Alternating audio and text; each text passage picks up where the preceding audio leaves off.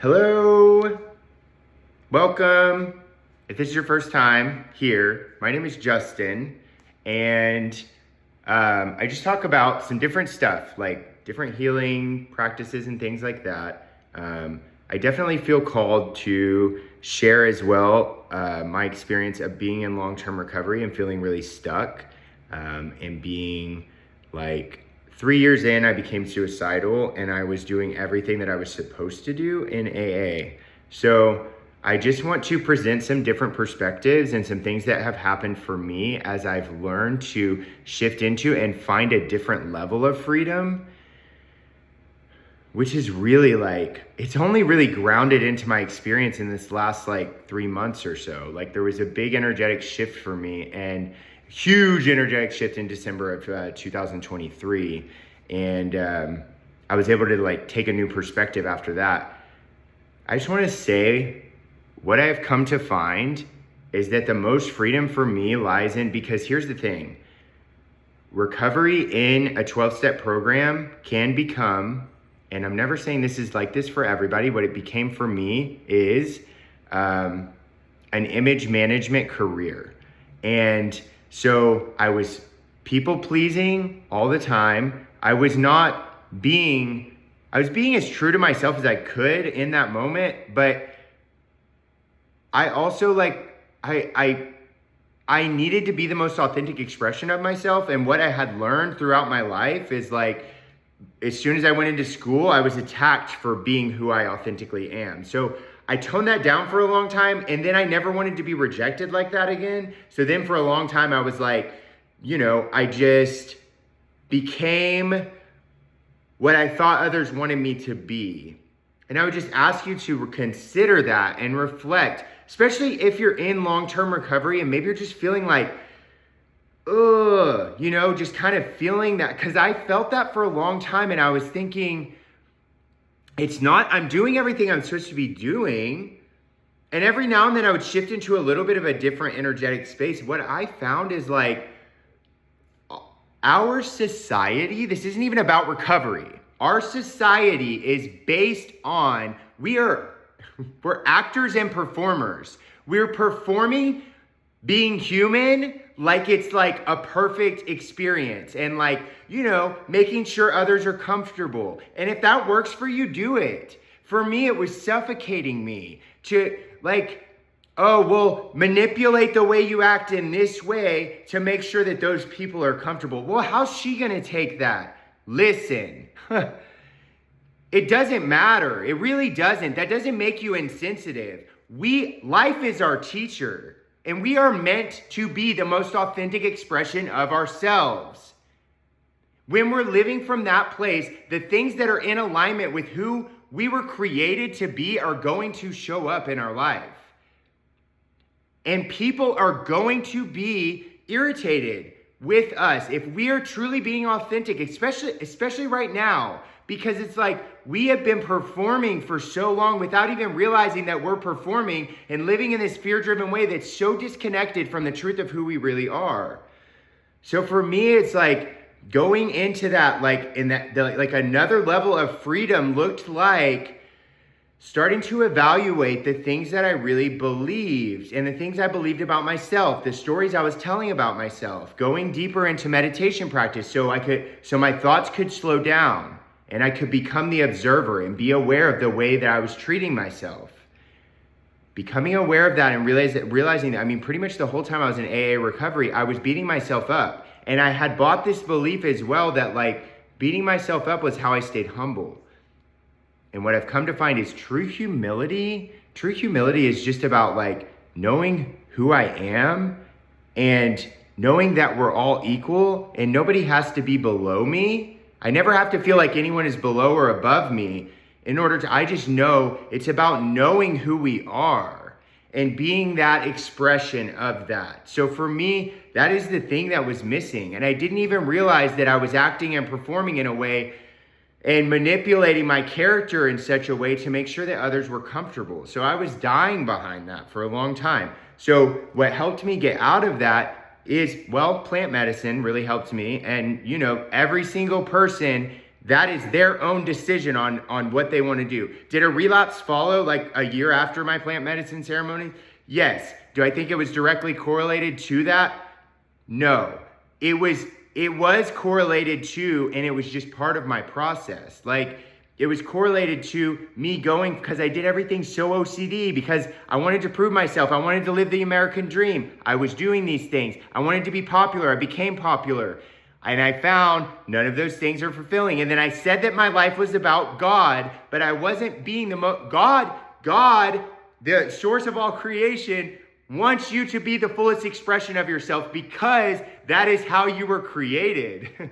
You were created to be the fullest expression of everything that you are. The feminine, the masculine, like all of it. So I found for me, the more that I could move beyond those blocks in my mind, and the plant medicine ceremonies, what they did for me is really help remove and reset that like fear-based conditioning, and allow me to be in a place where I could solidify the things that I really believed. And so it was helpful. And that is, I'm not advocating for that for everybody. I know that if somebody's drawn to it, they're going to do it. Like, we don't have control over other people. Maybe what we say is influential, but if our influence is coming from trying to be influential and not just coming from being who we authentically are, it's not coming from like an authentic place. So if we're being the most authentic expression of ourselves and we're expressing that authenticity and it influences somebody, it's influencing them from the character I was created to be, not somebody I created myself to be, if that makes sense. So the more that I stepped into that, it's a level of freedom that I've never experienced. And also, like for me, solitude. And not looking at it as, because I isolated myself a lot during that time I was sober at one point, because my friends were all getting married and then I was all in my head about it. It's all about the stories that we tell about it. So I was telling myself this story of like, oh, why don't I have anyone to hang out with? And I was uncomfortable being alone. And yes, fellowship plays a role in that process of like when we sober up and things like that. It's great to have support.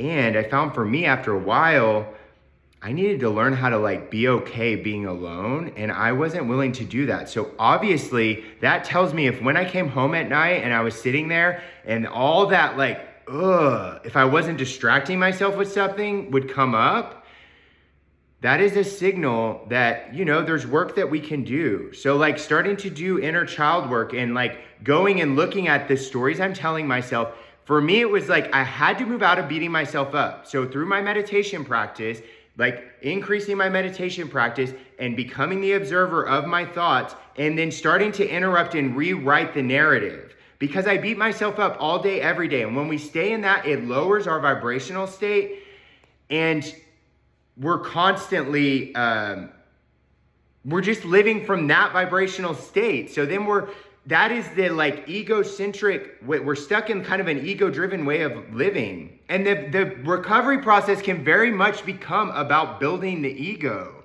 And it was for me at one point without even realizing that it was. So for me, I had to start looking at that and like rewriting those stories and paying attention to that, becoming more present, like becoming the fullest expression of who I truly am. And for me, what helped me do that is when I look back at who I was before I ever went into school.